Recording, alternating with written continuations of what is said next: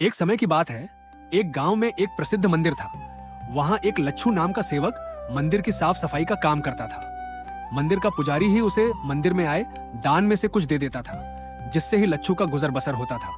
वह अपने जीवन से बहुत परेशान था और दुखी रहता था। एक दिन वह शिकायत करते हुए भगवान से बोला, भगवान, आपकी जिंदगी तो कितनी आसान है, आपको बस एक जगह ही खड़े रहना होता है। मेरी जिंदगी को देखिए, दिन भर मेहनत करने के बाद मुझे खाने को मिलता है।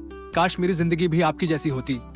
उसकी बात सुनकर भगवान बोले, तुम जैसा सोच रहे हो वैसा कुछ नहीं है। मेरी जगह रहना आसान नहीं है। मुझे बहुत सारी चीजें देखते हुए व्यवस्थाएं करनी होती हैं। यह हर किसी की बस की बात नहीं होती है। यह सुनकर सेवक बोला, आपका काम आसान ही तो है, मैं भी दिन भर खड़े रह सकता हूं, इसमें कौन सी बड़ी बात है।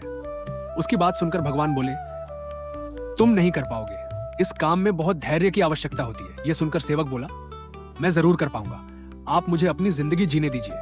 बस एक दिन के लिए आप जैसा बोलोगे मैं वैसा ही करूंगा। उसकी जिद के आगे भगवान मान गए और बोले, ठीक है, आज पूरा दिन तुम मेरी जिंदगी जियोगे और मैं तुम्हारी, पर मेरी कुछ शर्तें हैं। यह सुनकर सेवक बोला, मैं हर शर्त मानने को तैयार हूं।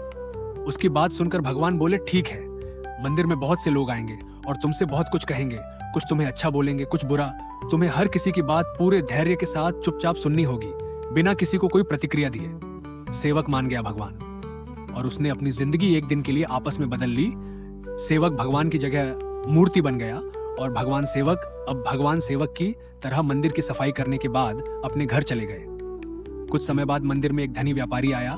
इसके आगे की कहानी भाग 2 में देखें और आज ही हमारे चैनल को सब्सक्राइब करें।